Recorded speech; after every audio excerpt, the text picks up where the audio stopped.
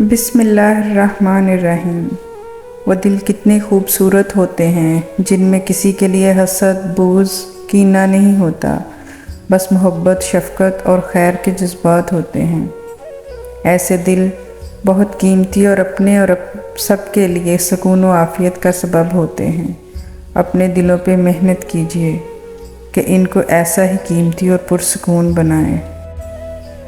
ہم غلطیاں انجانے میں کریں یا از خود، ان کی سزا ہم کو برابر ملتی ہے۔ اس درد سے ہمیں بھی واقف ہونا پڑتا ہے جو ہم دوسروں کو دیتے ہیں۔ توڑنا نہیں جوڑنا سیکھیں، کیونکہ توڑنے والوں کی حویلیاں بھی ویران رہتی ہیں اور جوڑنے والوں کی قبریں بھی آباد رہتی ہیں۔ پتہ ہے جب وقت اور حالات ساتھ نہیں دیتے تب زندگی کا اصل مقصد سمجھ آتا ہے۔ جہاں آپ کی عزت نہ ہو وہاں مت جائیں، چاہے کھانا آپ کو سونے کی پلیٹ اور چاندی کے چمچ میں ہی کیوں نہ دیا جائے۔ ہو سکتا ہے آپ کو لگتا ہو کہ اللہ نے آپ کو بہت ساری ایسی نعمتیں نہیں دی جو دوسروں کے پاس ہیں، لیکن اللہ نے آپ کو بہت سی ایسی آزمائشوں سے بھی نہیں گزارا جس سے دوسرے گزرے ہیں۔ تو حالات جیسے بھی ہوں شکر ادا کرتے رہیں۔ اپنی خوشیاں اور غم اپنے تک محدود رکھیں، کیونکہ لوگ خوشیوں کو نظر لگا دیتے ہیں اور دکھوں میں مزید دکھ دیتے ہیں۔ زیادہ باتیں، زیادہ وضاحتیں انسانوں کو بعض اوقات قریب نہیں بلکہ دور کر دیتی ہیں۔ کبھی کبھی اللہ ہمیں خود سے قریب کرنے کے لیے بھی کچھ بے قراریاں دے دیتے ہیں، کچھ خاص اداسیاں جنہیں اللہ سے کہہ کر ہی سکون ملتا ہے۔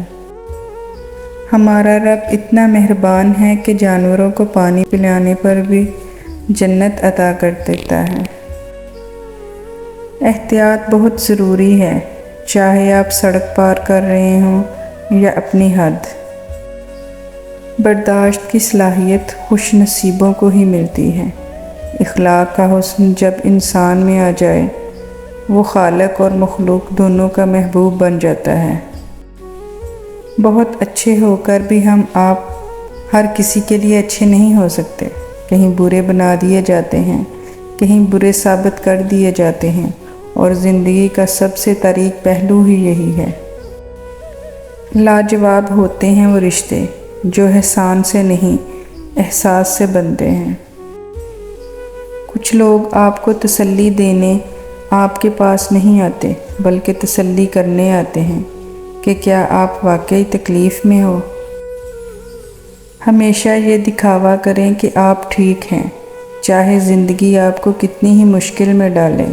آپ کی رازداری دوسروں کے رحم کرنے سے کہیں زیادہ خوبصورت ہے۔